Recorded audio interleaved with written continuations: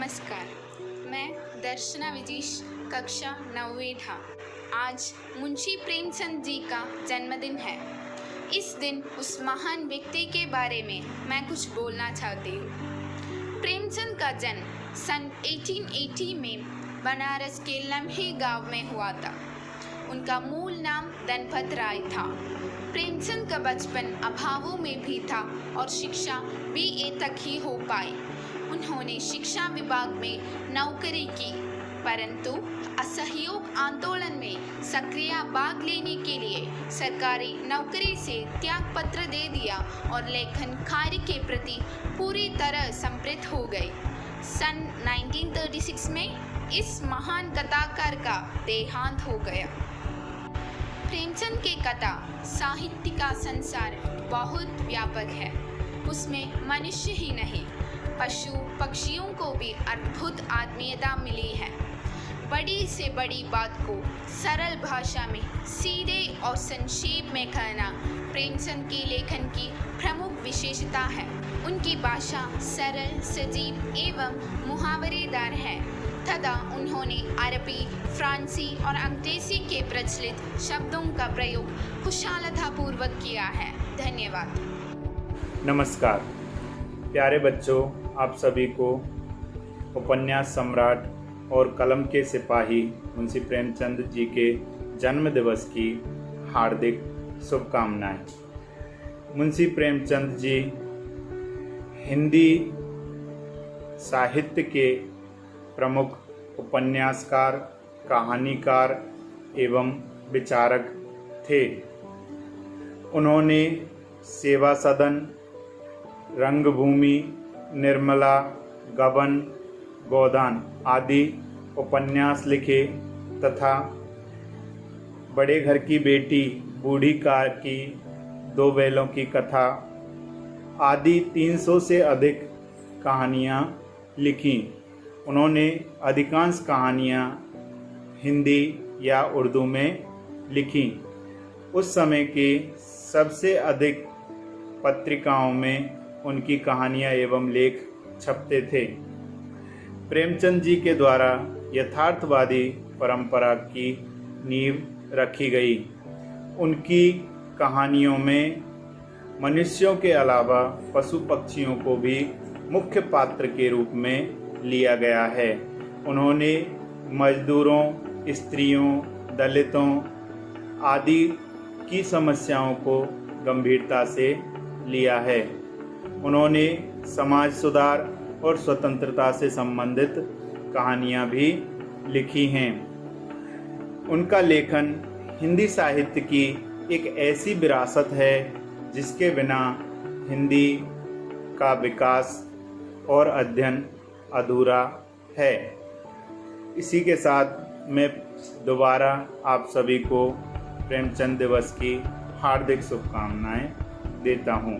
धन्यवाद। मैं प्रकाश है। मैं 9वीं व में पढ़ रहा हूँ। आज मैं प्रेमचंद द्वारा लिखा हुआ एक कहानी का साइंस बताने जा रहा हूँ। उसका शीर्षक है मंत्र। डॉक्टर चड्ढा गोल्फ खेलने जा रहा था, तब एक ग्रामीण बीमार पुत्र को लेकर आता है और कहता है कि उसका बेटा 3 दिन से बीमार है और अभी तक आग नहीं खोला है। डॉक्टर चड्ढा कहते हैं कि जाओ और कल लाओ, अभी मैं खेलने जा रहा हूँ। उन्होंने विनती की, लेकिन उसने एक नजर भी नहीं देखा और बाहर चला गया। उसी रात उस ग्रामीण का एकमात्र सहारा उसका 7 साल का पुत्र मर जाता है। 20 साल बीत चुका था। डॉक्टर चड्ढा के बेटे कैलाश का जन्मदिन था। उसे सांप पालने का शौक था। उस दिन उसने उसके सांपों को अपने दोस्तों दिखाने जा रहा था, तभी एक सांप उसे काटता है। कोई भी उसे मदद करने नहीं आता है। तभी एक बुजुर्ग व्यक्ति वहां आता है और कहता है कि मैं उसे बचाता हूँ, और उसने उसे बचा लेता है। वही जो 20 साल पहले उसे उसके बेटे को लेकर डॉक्टर चड्ढा के पास आते हैं। धन्यवाद।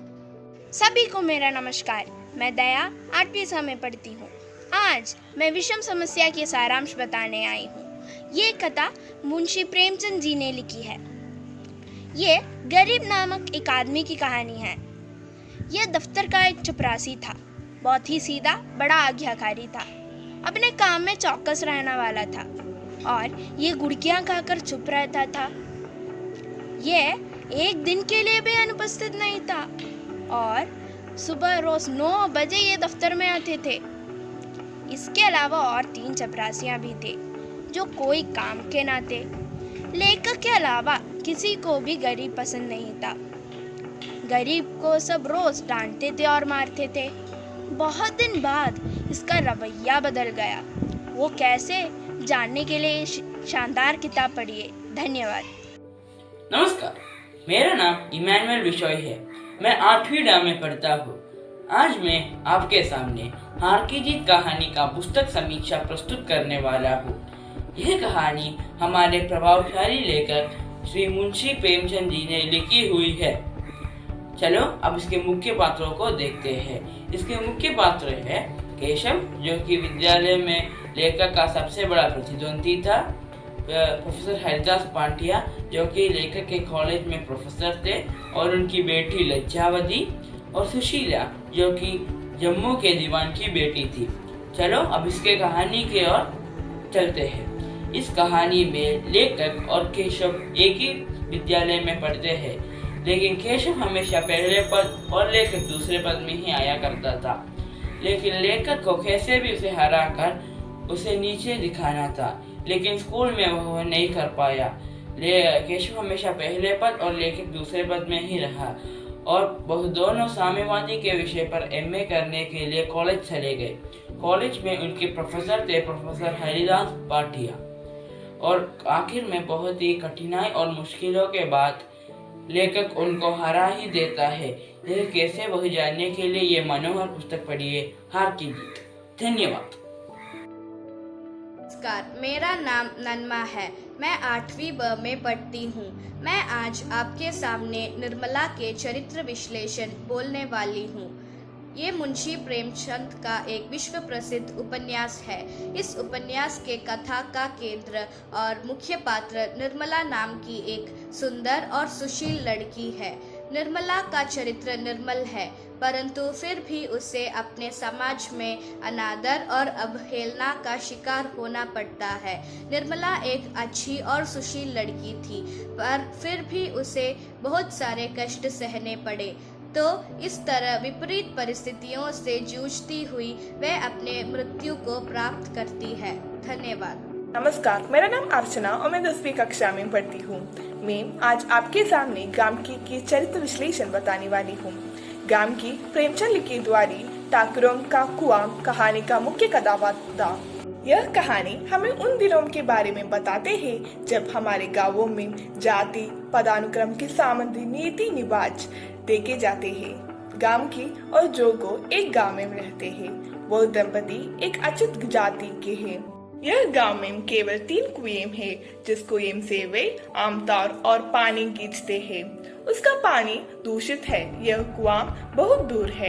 उन्हें अन्य 2 कुओं ठाकुर के कुएं और साहू जी की कुएं से उनकी जाति के कारण पानी खींचने की अनुमति नहीं थी।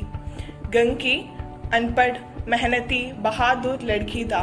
धन्यवाद। नमस्कार, मेरा नाम नंदिता है और मैं 10वीं ब में पढ़ती हूँ।